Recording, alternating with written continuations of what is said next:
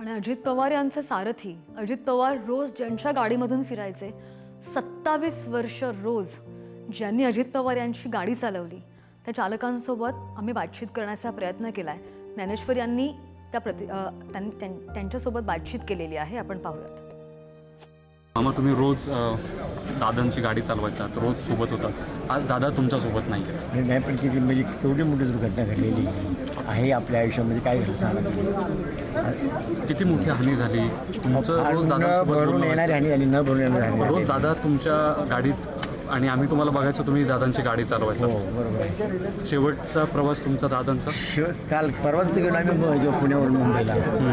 आणि काल आज सकाळी विमानाने गेला. आमचा दुसरा ड्रायव्हर तो सरकारी गाडी तो विमानात सोडा गेला. तुम्हाला कधी घडली घटना कधी आम्हाला नंतर 9:30 कळलं. मी मुंबईमध्ये होतो. काय दादांची एखादी तुमच्यासोबतची आठवण. अहो, त्या आठवणी काय सांगायचं सांगा ना तुम्ही. आता आठवणी सांगून किती काय? दुःख होत आहे, किती हानी झाली अरे असेल. हानी न बोलण्यासारखी हानी झालेली, न बोलण्यासारखी झालेली. किती वर्षांपासून तुम्ही दादांसोबत गाडी चालवायचा.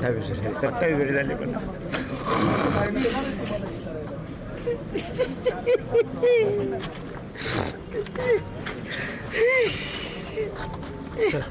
आपण बघतोय की दादांसोबत 28 वर्षांपासून ते त्यांचे सारथी होते आणि आज त्यांचा अजित पवारांचा निधनाचा जेव्हा हा सगळा घटनाक्रम त्यांच्या समोर आला आणि तिथपासून आतापर्यंत सगळेजण शोक व्यक्त करतात.